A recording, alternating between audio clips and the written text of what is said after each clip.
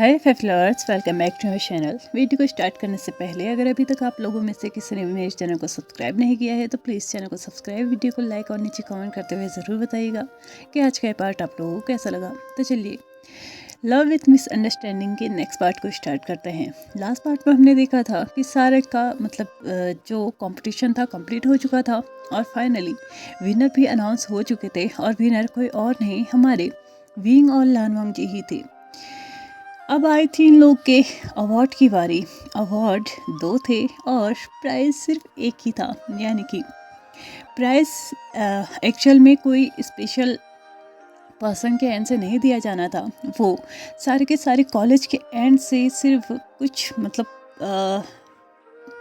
वैसे तो यहाँ पे जो स्टूडेंट्स थे काफ़ी रिच फैमिली से बिलोंग करते थे, लेकिन फिर भी ये जो प्राइज़ का एक अलग ही महत्व होता है ना, वो इन लोगों को समझ में आता था और यही सारी चीज़ें इन लोगों ने यहाँ पे इकट्ठा की हुई थी। और हर बार की तरह ही इस बार का ये सारा प्राइज़ फिर से ऑर्फनेज में ही जाना था। भले ही अवार्ड्स जो थे, मेडल्स जो थे, वो ये लोग जो जीतते हैं अपने घर लेके जा सकते हैं, लेकिन जो मनी ये लोग जीतने वाले हैं वो अपने घर नहीं लेके जाने हैं। वो इस कॉलेज की ही एक ट्रस्ट है जो कि एक ऑर्फनेज है, वहाँ पे जाने वाला है। और इस कंपटीशन के बहाने देखा जाए तो ये सभी लोग पूरी कोशिश करते हैं कि कुछ चीज़ कुछ पैसे अपने एक साल भर में, ज़्यादा नहीं, साल भर में कुछ पैसे ही तो दान करने हैं। इसी बहाने इन लोगों का एंटरटेनमेंट हो जाता है और ऑर्फनेज में रहने वाले बच्चों का अच्छे से देखभाल हो जाती है। ऐसा सिर्फ इसी कॉलेज से नहीं होता है, अदर कॉलेजेस से भी होता है। सारे के सारे स्टूडेंट्स ही अपने मुताबिक पैसे सबमिट करते हैं, पैसे जमा करते हैं और वो पैसे की जो प्राइस लास्ट में होती है ना, वो उन बच्चों के नाम से ऑर्फनेज में दिया जाता है जो कि विनर होते हैं। विंग और वांग जी को एक अवार्ड दिया गया था उनके विनिंग के लिए और एक चेक दिया गया था जिसमें कि वही पैसे थे जो कि बच्चों ने वहाँ पे सबमिट किए हुए थे और उन विंग और वांग जी के थ्रू ही उस ऑर्फनेज के मैनेजर को वो दिया जाना था। और फाइनली सबके सामने विंग और वांग जी के द्वारा ही वो चेक उस ऑर्फनेज के मैनेजर को दे दिया गया। भले ही ये सारे पैसे सभी ने सबमिट किए थे, लेकिन इस पैसे को कमाने के लिए सबसे ज़्यादा मेहनत उनकी थी। वो आज के विनर थे, तो अब कौन सी बात है, वहाँ पे नाम भी यही दर्ज था इस साल में कि ये पैसा विंग और वांग जी के एंड से आया है। भले ही सच्चाई हर कोई जानता था, ऑर्फनेज वाले भी जानते थे, लेकिन जो मेन क्रेडिट दिया जाता है ना, वो उसी स्टूडेंट को दिया जाता है जो कि विनर हो। और देखा जाए तो होना भी चाहिए, क्योंकि एक कोई उसका प्रॉफिट नहीं है। प्रॉफिट लेस चीज़ को करने के लिए भी इतनी मेहनत उन लोगों ने की है। एक प्राइज़ उन्हें मिला है और उसके ऊपर से जो एक्स्ट्रा प्राइज़ है वो सारे का सारा ट्रस्ट के एंड पे गया है, सारे का सारे ऑर्फनेज में गया है। हो सकता था, वो कह भी सकते थे, पैसे तो उन्होंने भी जमा किए हैं, कोई ना कोई और विनर हो सकता था। कोई भी विनर होता तो ऑफकोर्स सी बात है पैसे वहीं जाने थे, लेकिन फिर भी यहाँ पे कैंडिडेट फिर भी जद्दोजहद के साथ लड़ते थे, जद्दोजहद के साथ कॉम्पीट करते थे अपने कॉम्पिटिटर को, ताकि वो जीत सके और इसका श्रेय उन्हें जा सके। और इस साल का श्रेय विंग और वांग जी को गया था। हालांकि पिछले साल का श्रेय भी वांग जी को ही गया था, लेकिन इस साल उसके साथ विंग भी था। सारा का सारा जो प्रोग्राम था यहाँ पे ख़त्म हो चुका था और फाइनली सभी लोग अब घर जाने की तैयारी में थे। अभी तक लैन वांग जी और विंग दोनों ही अकेले थे और अभी अभी आके उन लोगों को वेसांग और चैन चेंग दोनों ने ही ज्वाइन किया था। वहाँ पे आते ही सबसे पहले लैन वांग जी वेसांग से क्वेश्चन पूछता है कि क्या तुमने मेरा काम किया? तो वेसांग बोलता है, ऑफ कोर्स, मुझे लगता है कि तुम्हें एक बार उससे बात कर लेनी चाहिए। वांग जी ने विंग की तरफ देखा और उसके बाद वेसांग की तरफ देखा और उसके बाद वो वेसांग से पूछता है कि वो कहाँ है। तो वेसांग उसके कान में कुछ फुसफुसाता है और उसके बाद लैन वांग जी अपने प्राइज़ को उठा के उस डायरेक्शन में जाने लगता है जिस डायरेक्शन में वेसांग ने उसे जाने के लिए बोला था। विंग उससे पूछता है कि अचानक लैन वांग जी कहाँ जा रहा है। तो तभी वेसांग उसको बोलता है कि उसे बहुत इंपॉर्टेंट काम करना है, मुझे लगता है हमें उसे इंटरफेयर नहीं करना चाहिए, ना ही उसे डिस्टर्ब करना चाहिए। मुझे लगता है आज तुम दोनों जीते हुए हो तो हमें पार्टी तो मिलनी चाहिए। और इसके लिए हम डिसाइड करेंगे कि हमें कहाँ जाना है, वो जैनचैंग की तरफ देखते हुए बोलता है। तो विंग बोलता है, ऑफ कोर्स आप लोग जहाँ जाना चाहें मैं आपको वहीं लेके जाऊंगी, लेकिन लैनजान का क्या? तो तभी वेसंग आंसर करते हुए बोलता है, पहले हम तो उस डेस्टिनेशन पे पहुंच जाए जहाँ तुम हमें लेके जाने वाली हो, और वहाँ पे पहुँचने के बाद मैं उसे लोकेशन सेंड कर दूंगा, टेंशन मत लो, वो भी बहुत जल्दी वहाँ पे पहुँच जाएगा। एटलीस्ट तब तक तो पहुँच ही जाएगा जब तक हम अपना खाना ख़त्म नहीं करते। इस बात पे विंग थोड़ा सा मतलब अ, अजीब सा फील करता है, ये कैसे कैसे दोस्त है, अपने दोस्त को यहाँ पे छोड़ के जा रहे हैं और बोल रहे हैं कि हमारा खाना ख़त्म करने से पहले तो वो आ ही जाएगा। क्या वो लास्ट में अकेले खाना खाएगा? वो अपने मन में सोच रहा था। तो तभी जैंग चैंग विंग से बोलता है, इसकी बातों पे ध्यान मत दो, ये हमेशा ऐसे ही बोलते रहता है, तुम हमें बता दो कि तुम हमें कहाँ लेके जाने वाली हो, हम उससे बता देंगे, वो मतलब वहीं पहुँच जाएगा। तो तभी विंग बोलता है, नहीं, मैं आप लोगों को डायरेक्टली वहाँ लेके ही चलती हूँ, बताने की क्या ज़रूरत है, और रही लानजान की बात तो मैं उससे लोकेशन सेंड कर देती हूँ पहले ही, तो वो डायरेक्टली वहीं पहुँच जाएगा। ऐसा कहते हुए विंग और जैन चैंग और साथ ही वेसांग वो तीन के तीन वहाँ से निकल चुके थे, और विंग ने उस जगह का एड्रेस भी उसे सेंड कर दिया था, यानी कि लानवांग जी को सेंड कर दिया था, और लानवांग जी के पास मैसेज पहुँच भी चुका था।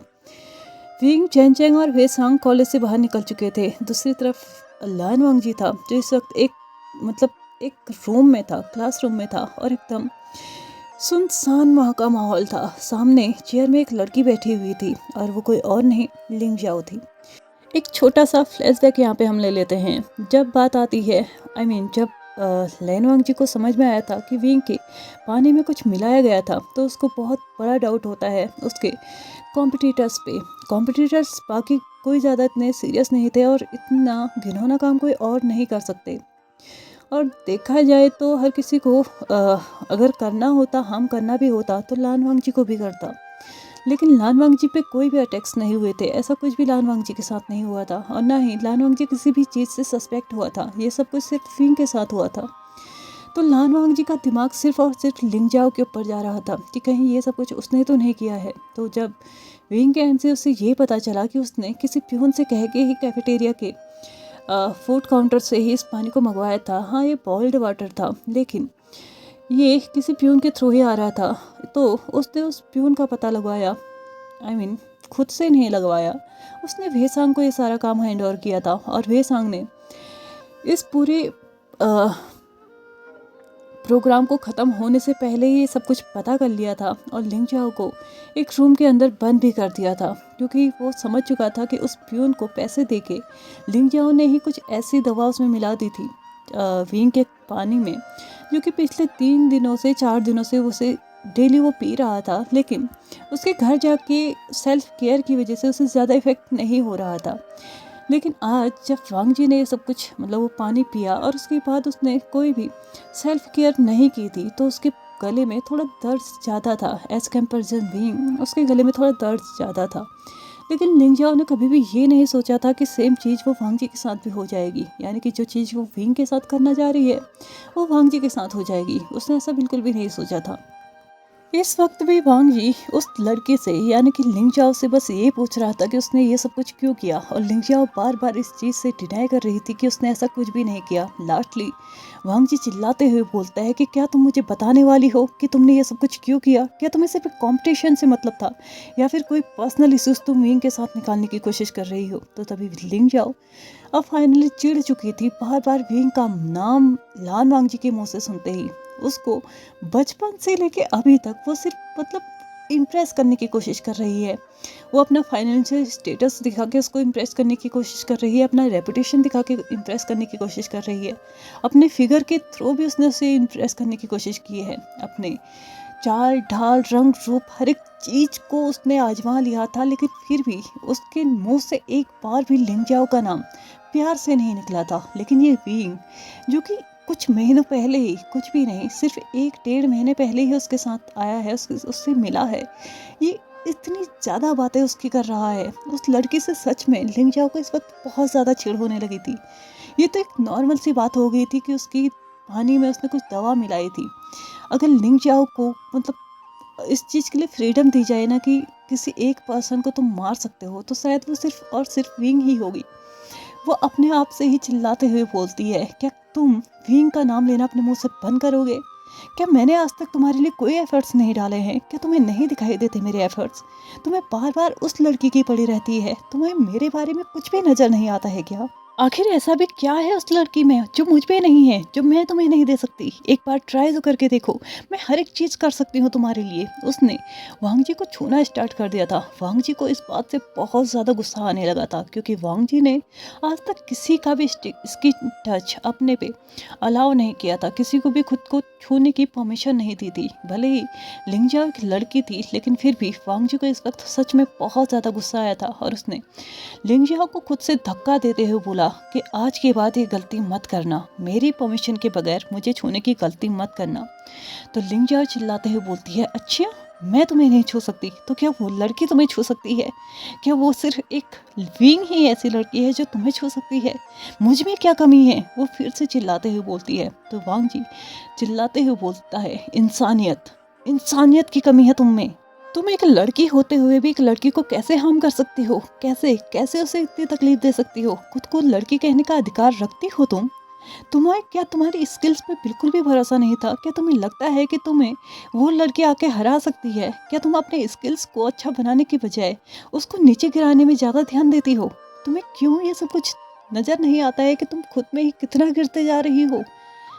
अगर मैं मेरी बात करूं तो मैं तुम्हें मेरी लाइफ में कभी चूज़ नहीं करूंगा। और याद रखना, अभी तक मैंने वेसंग को रोक के रखा है, इसका मतलब ये नहीं है कि मैं लाइफ टाइम इसको रोक के रखूँगा। अगर वो एक दिन बर्स्ट आउट हो जाता है ना, तो उस दिन शायद मैं ये भूल जाऊँगा कि तुम एक लड़की हो, और एक लड़की की रिस्पेक्ट सबके सामने इतनी बुरी तरीके से बर्बाद नहीं करना चाहिए। और जहाँ तक बात रही मेरे और विंग के रिलेशनशिप की, तो मैं तुम्हें बता दूँ कि वो लड़की सच में यूनिक है।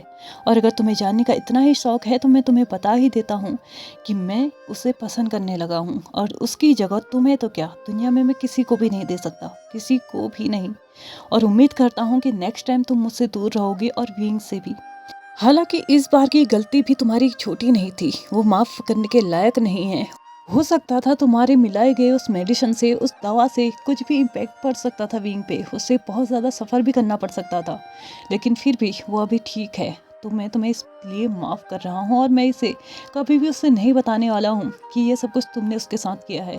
लेकिन याद रखना, ये लास्ट टाइम होगा जब मैं तुम्हें माफ़ कर रहा हूँ। इसके बाद अगर तुमने कुछ भी करने की कोशिश की, किसी भी तरीके से तुमने विंग को या मेरे आसपास रहने वाले किसी भी इंसान को हर्ट करने की कोशिश की, हाँ भले ही वो अनजाने में ही सही, लेकिन फिर भी मैं तुम्हें उसके लिए माफ़ नहीं करूँगा। और याद रखना, तुम्हारे बहुत सारी ऐसी चीज़ें हैं जो मेरे पास अभी भी पड़ी हुई हैं, बहुत सारी राज हैं जो मैं अच्छे से जानता हूँ, और मैं नहीं चाहता कि तुम्हारा कैरियर किसी भी तरीके से बर्बाद हो। इसलिए अपने कैरियर पे ध्यान दो, अपनी पढ़ाई पे ध्यान दो, और अपने आने वाले भविष्य पे ध्यान दो। मेरे मैटर्स में मेरे साथ क्या चल रहा है, क्या हो रहा है, क्या होना चाहिए, इस सब पे ध्यान देना छोड़ दो, क्योंकि ना मैं आज तुम्हारा हूँ और ना ही कल तुम्हारा होने वाला हूँ। तो प्लीज़ मुझे मेरी लाइफ जीने दो, और खुद भी अपनी इस लाइफ को अच्छी बनाने की कोशिश करो, जो कि बहुत पहले ही बहुत बुरी तरीके से बिगड़ चुकी है।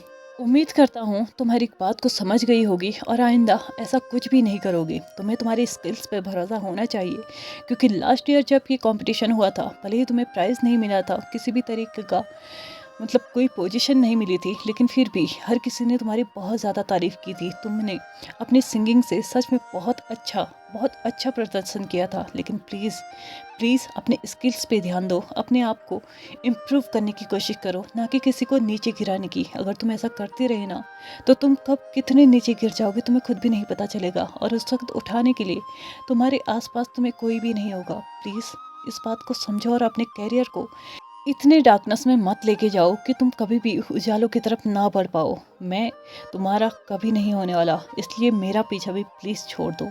ऐसा कहते हुए वांग जी ने बिना लिंगजाओ की तरफ देखे ही खुद को टर्न किया और उस रूम से बाहर आ गया। लिंगजाओ फिर से अपने आप में फ्रस्ट्रेटेड होकर अपने बालों को नोचना शुरू कर चुकी थी, क्योंकि सच में उसने ये सब कुछ सिर्फ लान वांग जी के लिए किया था। वो चाहती थी कि भीम अपने गंदे गाने की वजह से, अपने मतलब गले का जो दर्द होगा उसकी वजह से वो गा नहीं पाएगा, और अगर वो गा नहीं पाएगा तो आप कौन सी बात है, लान वांग जी हार जाएगा। और लान वांग जी विंग की वजह से हार जाएगा तो आप कौन सी बात है, कहीं ना कहीं कुछ ना कुछ चीज़ तो होगी जो विंग की उसको मतलब एक बैड इम्प्रेशन जाएगा। वो सिर्फ चाहती थी कि लान वांगजी विंग से दूर रहे किसी भी तरीके से।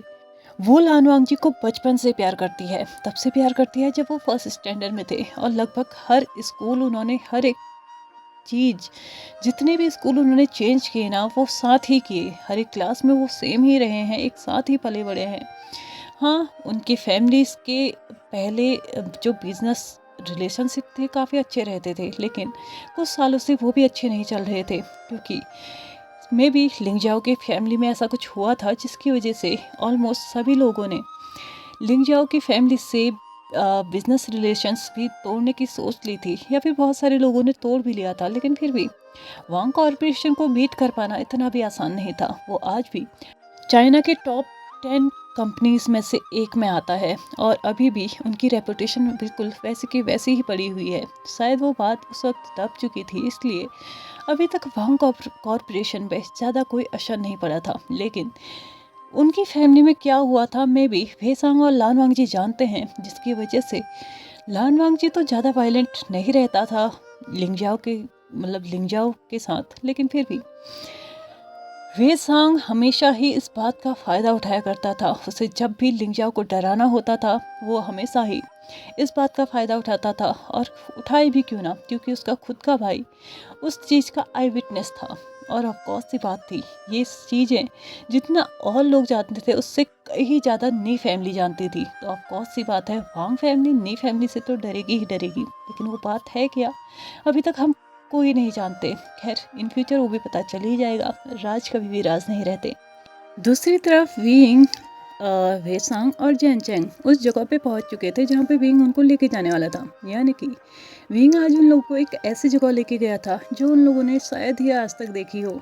हाँ, वो जगह बहुत ज़्यादा दूरी पे नहीं थी, 10 से 15 मिनट की ही दूरी पे था, लेकिन फिर भी बहुत कम लोग उस जगह के बारे में जानते होंगे, ऐसा विंग को लगता था। और देखा जाए तो ये सच भी था। विंग उस जगह पे अक्सर आया करता था, लेकिन फिर भी वहाँ पे लोगों की भीड़ बहुत कम रहती थी, बहुत कम लोग ही वहाँ पे आया करते थे। लेकिन जो भी वहाँ पे आया करते थे ना, उस जगह से दोबारा वो नहीं आएंगे इसकी उम्मीद, इस चीज़ के लिए कोई भी नहीं कह सकता था, क्योंकि वहाँ पे एक बार आ जाने वाला इंसान दोबारा ज़रूर आना चाहेगा। वो जगह थी ही इतनी नेचुरल कि कोई भी इंसान अट्रैक्ट हो ही सकता है। वहाँ पे पानी के लिए भी कोई स्पेशल नल वगैरह फिटिंग वगैरह नहीं थी। सामने नदी बह रही थी, उसी से भरे जाने वाले बर्तन थे, पीछे बगीचा था, फल फ्रूट साग सब्जी हर एक चीज़ उन्हीं के बगीचे से निकल के आती थी। हर एक चीज़ वहाँ पे बहुत नेचुरली बनाया जाता था, और खाना इतना टेस्टी होता था जिसकी वजह से विंग अक्सर वहाँ पे आने की कोशिश किया करता था। अक्सर अपने पेरेंट्स के साथ जब भी उसके कोई स्पेशल डेज होते थे, या फिर कभी बहुत ज़्यादा खुशी का माहौल होता था ना, तो वो वहीं पे आके उस जगह पे ही आके स्पेंड करना ज़्यादा सही समझता था। हालांकि उन लोगों ने बहुत तगड़े लेवल पे भी पार्टीज वगैरह ऑर्गेनाइज की है, लेकिन जब भी बात आती थी ना कि सिर्फ मुझे मेरी फैमिली के साथ टाइम स्पेंड करना है, तो वो इसी जगह पे उन्हें लेके आया करता था।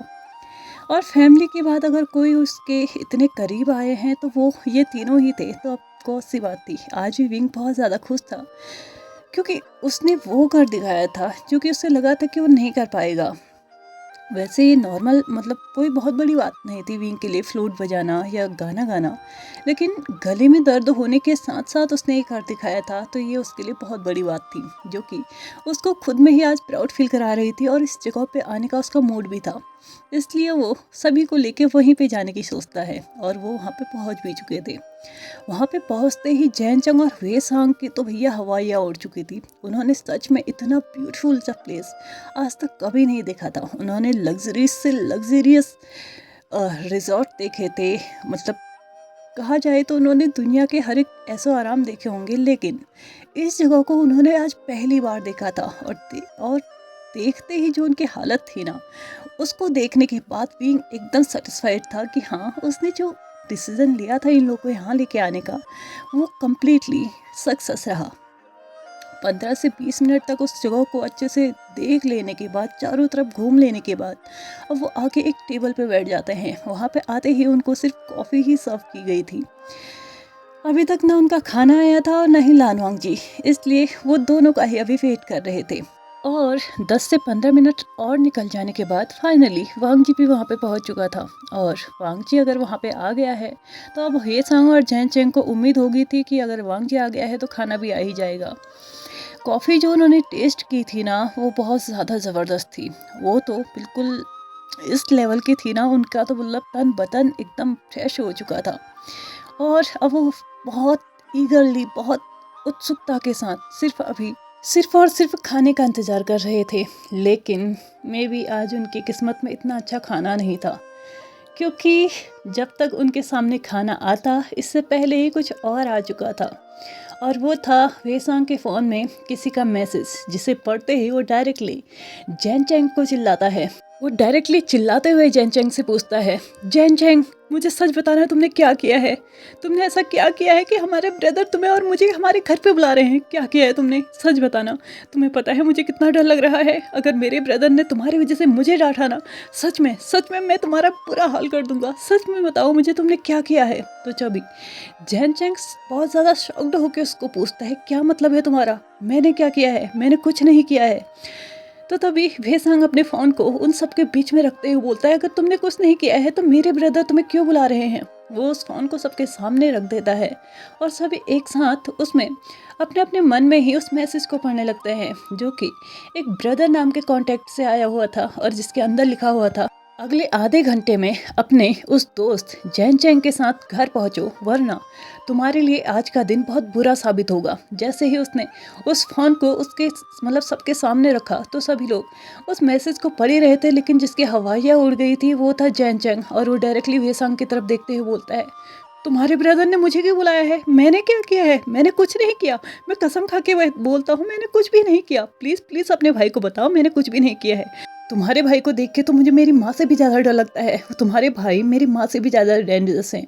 प्लीज़ अपने भाई को बताओ कि मैंने कुछ भी नहीं किया है। तो तभी ये संग चिल्लाते हुए बोलता है, बिना किसी नौटंकी के चुपचाप यहाँ से मेरे साथ चलो, और अगर घर जाके मुझे पता चला ना कि तुमने ऐसा वैसा कुछ किया है जिसकी वजह से मैं भी फंसने वाला हूँ, तो याद रखना मैं तुम्हारे लिए ये दिन बहुत बुरा साबित कर दूंगा। तुम्हारी हड्डियाँ तोड़ दूंगा। तुम्हारा तुम्हारा मुझे नहीं पता मैं क्या करूँगा, लेकिन याद रखना अगर घर जाके मुझे पता चला ना कि तुमने कुछ गड़बड़ की है तो सच बोल रहा हूँ, तुम बहुत ज़्यादा पछताओगे। ऐसा कहते हुए उसने अपने फ़ोन को हाथ में ले लिया और उसमें टाइम देखा तो लगभग 5 से 10 मिनट निकल चुके थे। और इसे देखने के बाद तो वो बोलता है, अब तो तुम पे चिल्लाने का भी कोई फ़ायदा नहीं है, जल्दी जल्दी चलो, वरना जो मेरे ब्रदर डांट के इस सिचुएशन को, इस मैटर को यहीं पे बंद करने वाले होंगे ना, उनका तो आज हाथ भी उड़ जाएगा और मैं उनके हाथ की मार नहीं खाना चाहता।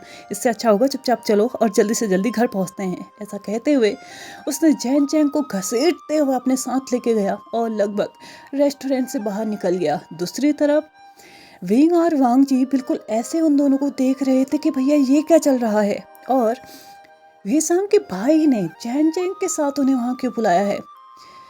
हाय, क्या होने वाला है इन लोगों के साथ, वो बस यही सोचने में लगे हुए थे। दूसरी तरफ जैन चैंग और वेसांग जैसे ही इस रेस्टोरेंट से बाहर निकले थे तो बाहर निकलते ही उन्होंने एक दूसरे को हाई फाई किया और थम्स अप दिखाया। यानी कि उन्हें देख के ऐसा लग रहा था कि मानो उन्होंने कोई प्लानिंग की हो जो कि सक्सेसफुल हो गई हो। उसके बाद वेसांग ने फिर से अपने उस हाथ में पकड़े हुए फ़ोन को अच्छे से टटोला और उसके बाद एक नंबर निकाला। उस नंबर में एक मैसेज टाइप किया और फाइनली उस मैसेज को सेंड कर दिया।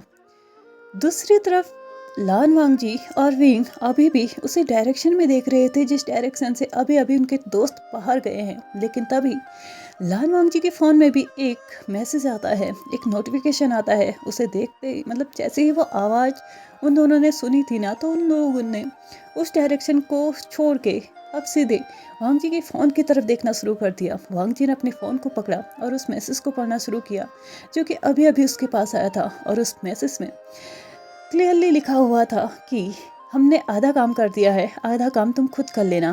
तुम्हारी फर्स्ट डेट तुम्हारे लिए बहुत अच्छी हो, all the very best for your first date. ऐसा कहते हुए उस मैसेज के लास्ट में एक छोटा सा हार्ट भी बना हुआ था और यहीं पे ये मैसेज ख़त्म हो गया था।